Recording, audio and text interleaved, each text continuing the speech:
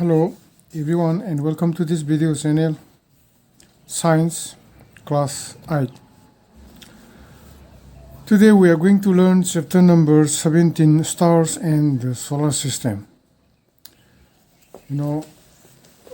Science Class 8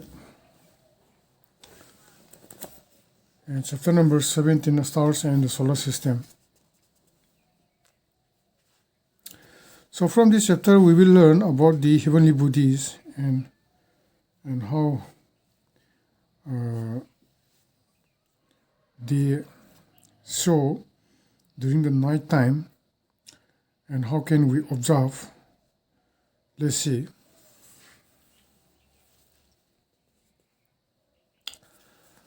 First let's read out and let's try to learn. Pele and Buzo visited their grandparents' village during the summer break. After dinner, they went on to the roof of the house. It was a clear, cloudless night. So here, first of all, Pele and Buzo visited their grandparents' village.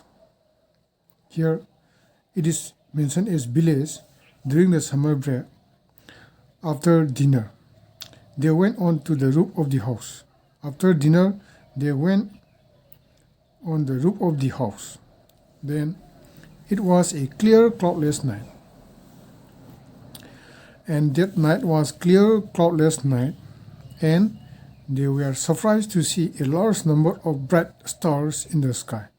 So, they were so surprised. That means Pele and Buzo were so surprised to see a large number of bright stars in the sky. They had never seen such a beautiful scene in their city. So Pele and Buzo, they come from the city to their grandparents' village. So in the night time after dinner, they went on the roof of the house and they can see a clear night.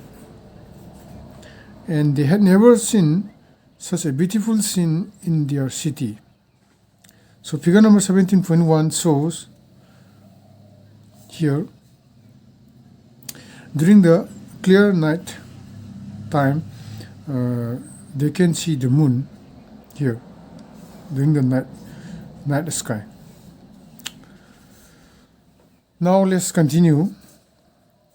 Pele wondered why the village sky was so different from the night sky in the big cities. So Pele wondered why the village sky was so different from the night sky in the big cities. So Pele was so wondered because in the village, the sky, from the village they can see the clear picture of the sky, but in the big cities they don't see so. Let's see. Her grandparents explained that due to bright light, smoke, and dust, the sky in big cities are rarely clear. So, in the big cities, her grandparents explained that due to a bright light and smoke and dust, the sky in big cities is rarely clear. They explained, their grandparents explained. And he also identified some objects seen in the night sky and told stories associated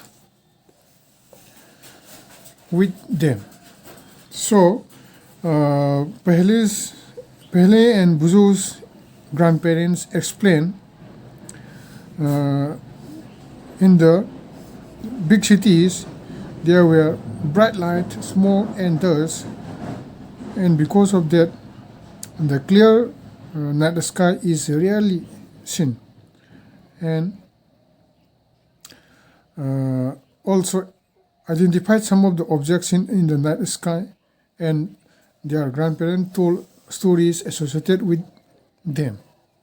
So night sky watching can be a fascinating experience at a place where there are no bright lights. So and the atmosphere is clear. So night sky watching. Some people are there, they are quite interested in the watching of the sky, and they can be fascinating experience at a place where there are no bright lights and the atmosphere is clear. So look at the sky on a dark, clear night. You see the entire sky dotted with countless stars, some bright and some not so bright. Observe them carefully. So you can look at the sky on a dark, clear night. You see the entire sky dotted with the countless stars, and some bright and some not so bright, and observe them carefully. Now let's see.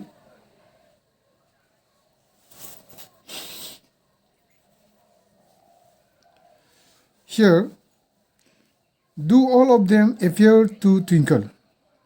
And do you find any star-like object which does not twinkle?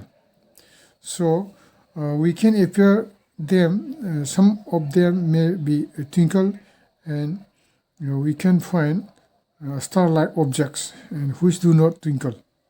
And the objects which do not twinkle are planets. So their grandparents explain about this thing. The objects which do not twinkle are planets. The moon is the brightest object in the night sky. The moon is the brightest object in the night sky. The stars, the planets, the moon, and many other objects in the sky are called celestial objects. So here we can ask one question: what are celestial objects? Celestial objects are nothing. They are the heavenly bodies. So maybe stars, the planets, the moon, and many other objects in the sky. They are called celestial objects. Now let's continue. The study of celestial objects and associated phenomena is called astronomy. So here we meet a term that is astronomy. It is a term that it deals about the study of celestial objects and associated phenomena. That is called astronomy. In ancient India, our ancestors performed methodical observations of the sky. Their knowledge of astronomy was highly advanced for their time. Passage of the sun, stars, moon, and planets in the sky helped them to devise calendars and almanacs.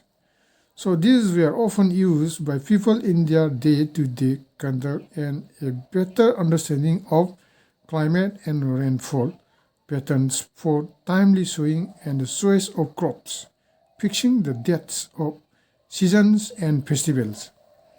So in ancient India, our ancestors performed methodical observations of the sky. They are not simply watching the sky. Some methodical observations of the sky were done, and their knowledge of astronomy was highly advanced for their time. And phases of the sun, stars, moon, and planets in the sky helped them to devise calendars and almanacs. So these were often used by people in their day-to-day conduct and a better understanding of climate and rainfall patterns for timely sowing and choice. So for timely sowing, say during the monsoon season, when rainfall season comes, then people they are trying to sow the seeds during the part of the agricultural activity, and choice of crops and fixing the dates of seasons and festivals. So all are determined by watching the sky. So let us also make some observations of celestial objects and learn about them. Here 17.1, the moon. Activity 17.1, let's see. Observe the moon continuously for several nights, preferably from one full moon to the next. Make a sketch of the moon every night in your notebook and note the day from the day of the full moon, and also not every day the part of the sky, east or west, in which the moon is seen. So this is a simple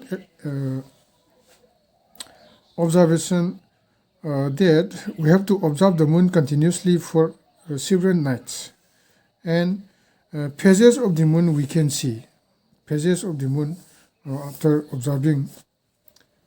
Then is there a change in the shape of the moon every day?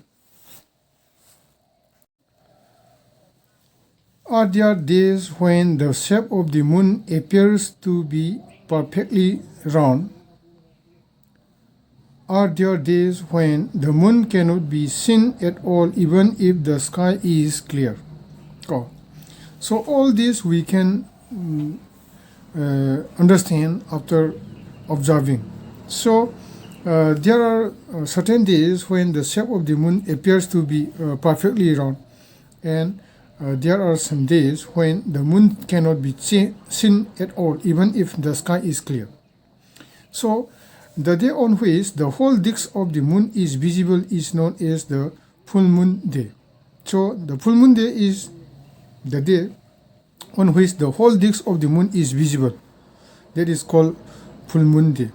And thereafter, every night, the size of the bright part of the moon appears to become thinner and thinner.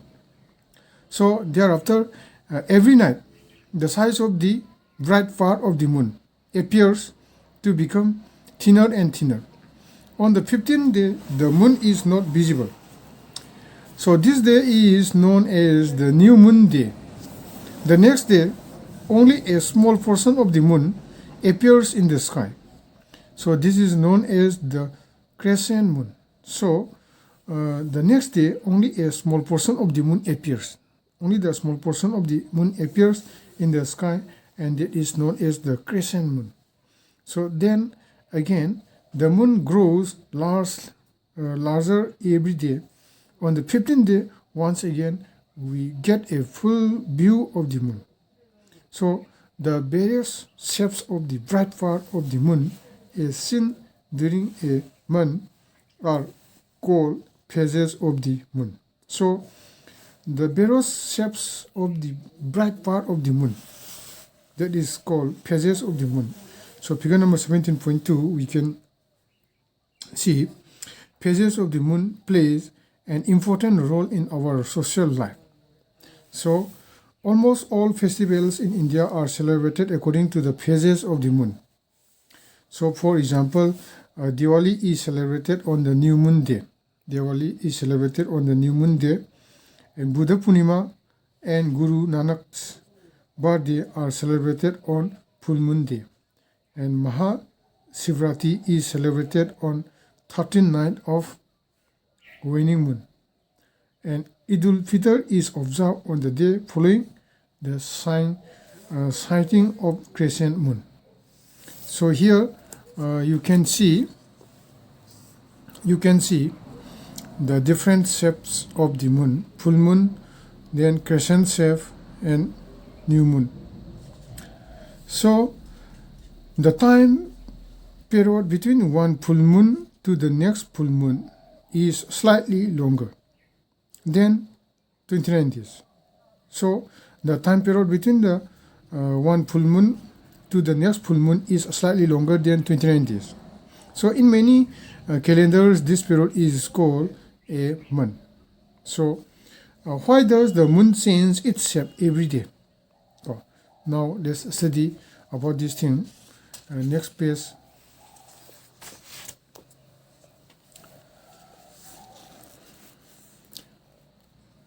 Let us try to understand why phases of the moon occur.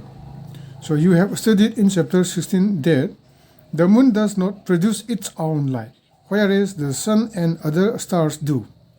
We see the moon because the sunlight falling on it gets reflected towards us. So figure number 17.3, we can see we therefore see only that part of the moon from which the light of the sun is reflected towards us. So here, during the night, half of the moon is dark, and during the daytime, half of the moon is here, it is shown. Then moon is visible due to reflected sunlight. So we can see the moon because of the reflected sunlight. And activity 17.2, let's see. Activity 17.2. Take a big bowl or a pitcher. Paint half of it white and half black. Go out into the playground with two of your friends. Draw a circle of radius of about 2 meters on the ground. Divide the circle into 8 equal parts as shown in figure 17.4. Stand at the center of the circle. Ask a friend to hold the ball at different portions of the circle, and ask her to keep the white portion of the ball always towards the sun. If you are performing this activity in the morning, then the white portion of the ball should be kept towards the east. If the activity is being performed in the afternoon, then the white portion of the ball should be kept towards the west. So in each case, the line dividing the white and black portions is kept vertical. So standing at the center of the circle, observe the visible white portion of the ball while your friend stands at the points on the circle marked earlier. So draw the shape of the white portion as you see it. Compare your drawings with the different phases of the moon as shown in figure number 17.5. So in figure 17.4, the moon appears different at different positions in its orbit. Here it is shown like this, and here also the moon appears different at different positions in its orbit. So in the next page, figure number 17.5, positions of the moon in its orbit and its corresponding phases. Here we can see position of the moon in its orbit and its corresponding phases. You can see, and remember that the moon revolves around the earth. So the moon revolves around the earth, and the earth along with the moon, and the earth along with the moon revolves around the sun. So figure number 17.6. So you can see here earth accompanied by moon revolving around the sun. So here is the sun and here is the earth. So earth revolves around the sun, and around the earth moon revolves around the earth. So actually the moon is also known as the natural satellite of the earth. So now let's see, can you now guess the relative positions of the sun, moon and the earth on the day of the full moon and on the day of the new moon? Sketch these positions in your notebook. In which part of the sky would you look for the full moon? The size of the illuminated part of the moon visible from the earth increases each day after the new moon day. After the full moon day, the sunlight part of the moon visible from the earth decreases in size every day. So here it says the size of the illuminated part of the moon visible from the earth increases each day after the new moon day, and after the full moon day, the sunlight part of the moon visible from the earth decreases in size every year. So here I have heard that we never see the backside of the moon from the earth. Is it true? No. So here one question is there. Activity 17.3. Let's see. Draw a circle of about 1 meter diameter on the ground. Ask one of your friends to stand at the center of this circle, and you revolve around your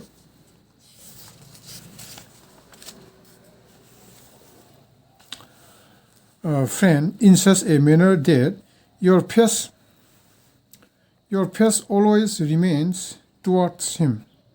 Can your friend see your back? How many rotations did you complete in one revolution? The moon revolves around the earth in a similar manner. So, here is the answer. Here is the answer. That is, we can draw a circle of about 1 meter diameter on the ground and ask one of your friends to stand at the center of this circle, and you revolve around your friend in such a manner that your face always remains towards him. Then can your friend see your back? No. Go. So in this way, how many rotations did you complete in one revolution? The moon revolves around the earth in a similar way. So thus we cannot see the other side or the back side of the moon. So the moon completes one rotation in its axis as it completes one revolution around the earth. So the moon's surface, let's see the moon's surface. The moon's surface, let's see.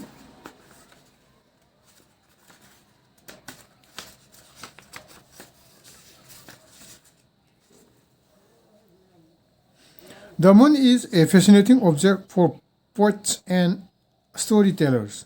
But when astronauts landed on the moon, they found that the moon's surface is dusty and barren.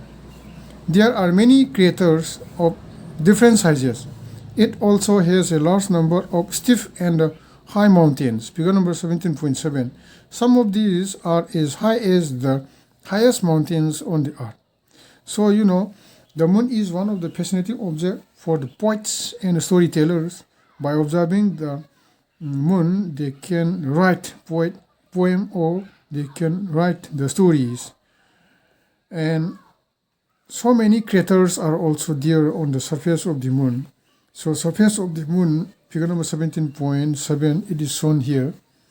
And the moon has no atmosphere. That is the layer of the air that is not there in the moon. So it has no water. And can any life exist on the moon? No. So there is no water and there is no atmosphere. Existence of life in moon is not possible because of not available these two things, that is water and atmosphere. Can we hear any sound on the moon? Now let's see. We learn in chapter 13 that sound cannot travel when there is no medium. Then now how can we hear any sound on the moon? So can we hear any sound on the moon? There is no atmosphere. That is why we cannot hear sound on the moon. And in the previous class in chapter 13, we also learned that sound cannot travel when there is no medium. So we can hear only sound on the moon. How can we hear sound on the moon? Because there is no air medium. So did you know, let's see, on July 21, 1969, in the Indian time, the American astronaut, that is Neil Armstrong, landed on the moon for the first time. He was followed by Edwin Aldrin on July 21, 1969. This is in the Indian time. The American astronaut Neil Armstrong landed on the moon for the first time. He was followed by Edwin Aldrin also. So an astronaut on the moon, here it is shown here. And the stars, let's see. What other objects do you see in the night sky? There is a large number of stars in the sky. Observe carefully on a dark night and from a place away from a big city. Are all the stars equally bright? Are they of the same color? In fact, stars emit light of their own. The sun is also a star. And why does it appear so large compared to the other stars? So stars also emit their own light. So the sun is also one of the stars. But why does it appear so large? Because it is too near from our planet Earth, which appears bigger, a football place near you or a football place at a distance of 100 meters. The stars are millions of times farther away than the sun. Therefore, the stars appear to be like points. So here, the sun is nearly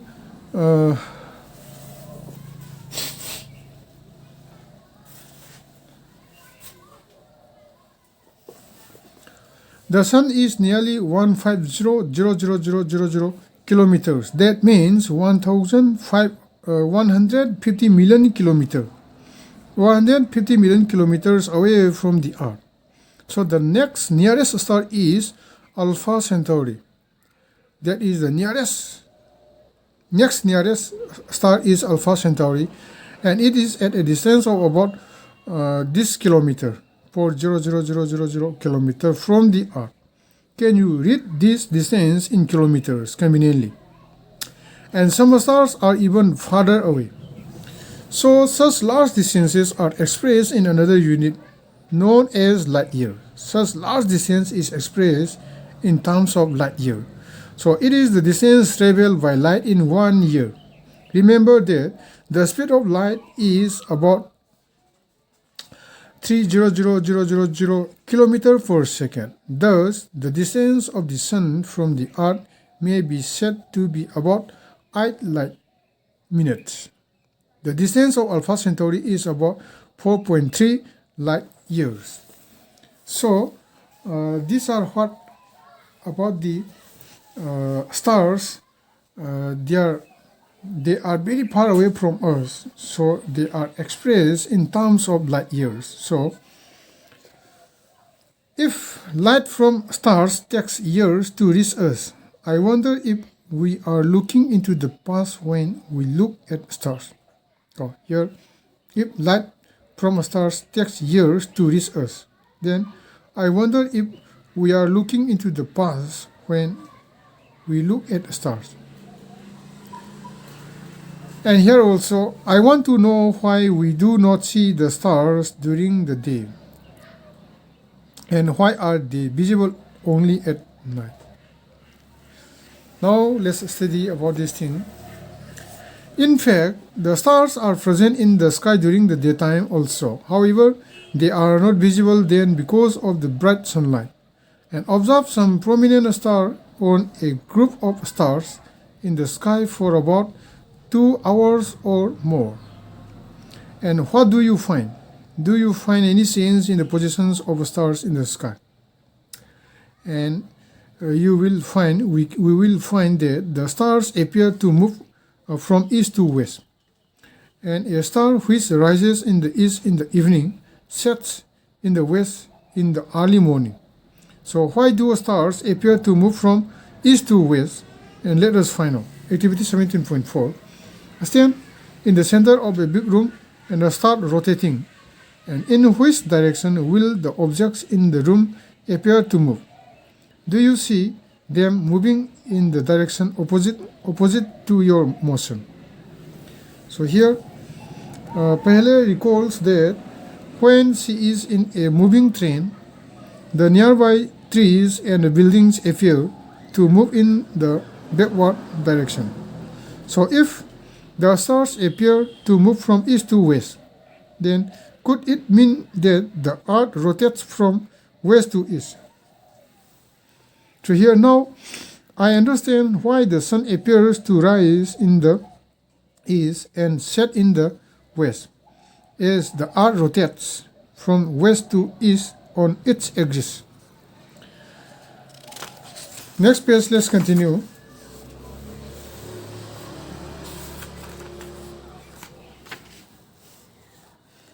My grandfather told me that there is one star in the sky which does not move at all. How is it possible? Let's see activity 17.5. Take an umbrella and open it. Make about 10 to 15 stars out of white paper and place one star at the position of the central rod of the umbrella and others at different places on the cloth near the end of each spoke. figure number 17.9, different stars are shown here in the umbrella. So polar star does not appear to move. So this star it does not move. So now rotate the umbrella by holding its central rod in your hand and observe the stars on the umbrella. Is there any star which does not appear to move? And where is this star located? If there were a star located where the axis of rotation of the Earth meets the sky, could this star also be stationary? So this star it is assumed to be stationary. So there is actually a star, the polar star, which is situated in the direction of the Earth's axis. So it does not appear to move. So here polar star is shown here. So the polar star lies close to the axis of rotation of the Earth. So this is the polar star. Then let's see constellations. What are constellations? Look at the sky for some time. Can you see some stars forming groups with shapes like those in figure number 17.11? The stars forming a group that has a recognizable shape is called a constellation. So constellations are nothing, they are the group of stars that form a recognizable shape that is called constellation. So constellations were devised by ancient people to be able to recognize stars in the sky. So the shapes of constellations resemble objects familiar to those people. You can easily identify some constellations in the night sky. For this, you should know what a particular constellation looks like and where to look for it in the night sky. So one of the most famous constellations which you can see during summertime in the early part of the night is Ursa Major. Figure number 17.11a, Ursa Major. It is also known as the Big Dipper. Ursa Major is also known as the Big Dipper, that is the Great Bear or the Saptarshi. So there are 7 prominent stars in this constellation. So 7 prominent stars, it appears like a big ladle or a question mark. So there are 3 stars in the handle of the ladle and 4 in its bowl. Figure number 17.12, you can see. In all ancient cultures, every interesting mythological stories have been associated with the various constellations. So here, dipper used for drinking water in ancient times. Dipper, the stars looks like dipper. So it is shown in this picture.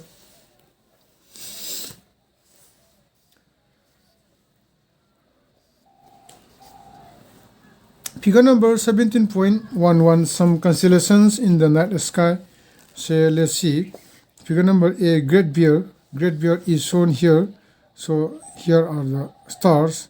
So if we draw this joining, then it gives a definite shape. So this is called Great Bear. And this is Orion. Orion, it gives a definite shape. So this is called Orion. And this C, figure number C, is Cassiopeia. Cassiopeia, it gives a definite shape like this. And figure D, Leo Major, this also a definite pattern. Ursa Major, Saptarshi, let's see.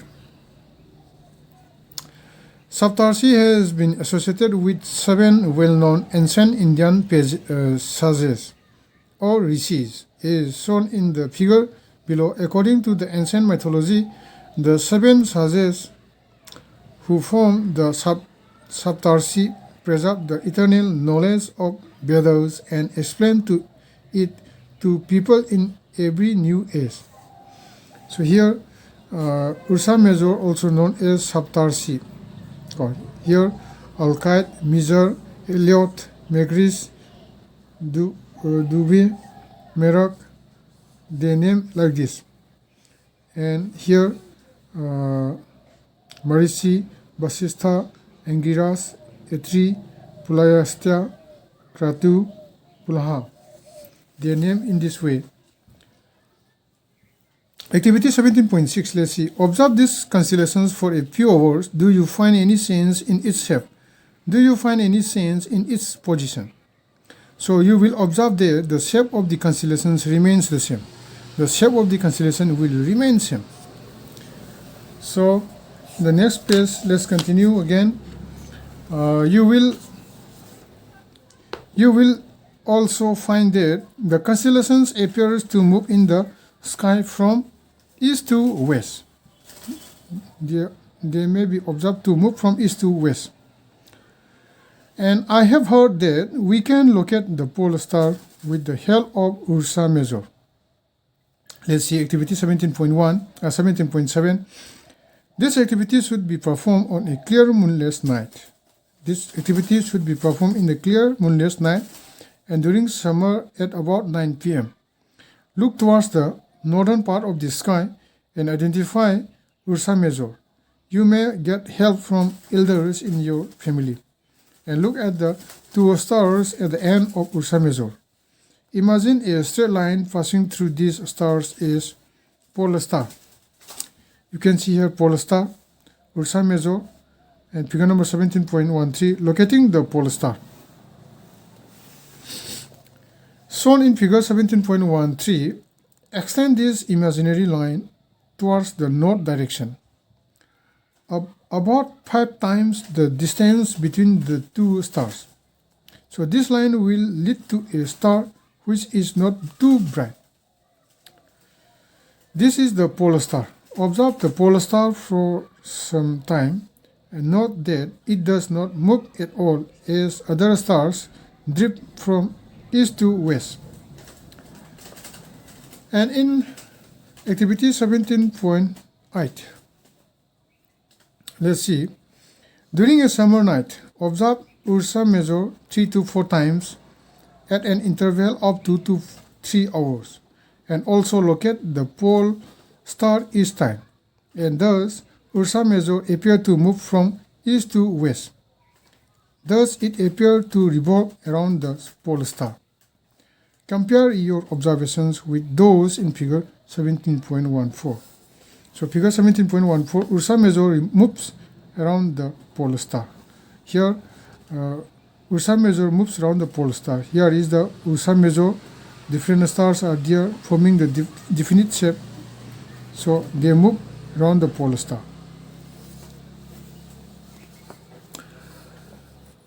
Note that the pole star is not visible from the northern hemisphere. Some of the northern constellations like Ursa Major may also not be visible from some points in the southern hemisphere. So we can note that pole star is not visible from the southern hemisphere, and some of the northern constellations like the Ursa Major may also not be visible from the points in the southern hemisphere. Now let's continue about this Orion. Orion is another well-known constellation that can be seen during winter in the late evenings. It is one of the most magnificent constellations in the sky. It also has 7 or 8 bright stars. Figure number 17.11b. Orion is also called the Hunter. The 3 middle stars represent the bell of this hunter. The 4 bright stars appear to be arranged in the form of a quadrilateral. The star Sirius, which is the brightest star in the sky, is located close to Orion. To locate Sirius, imagine a straight line passing through the 3 middle stars of Orion, and look along this line towards the east. This line will lead you to a very bright star. It is Sirius, figure number 17.15. This Sirius star locating Sirius is shown here. And next is Cassiopeia.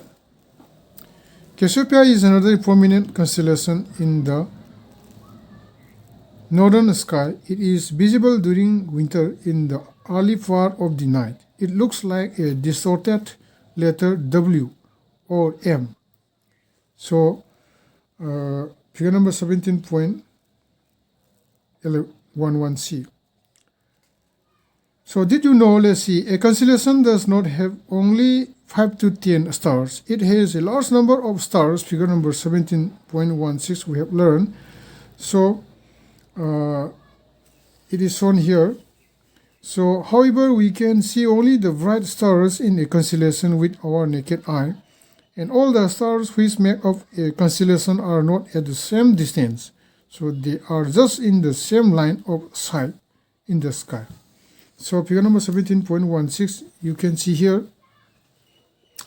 So constellations does not have only 5 to 10 stars. It has a large number of stars. So we can see only in the bright stars in a constellation with our naked eye, and all the stars which make up a constellation are not at the same distance, and they are just in the same line of sight in the sky. So for today, let's stop here. In the next video class, let's continue this same chapter, and let's try to learn this chapter. So for today, time is over.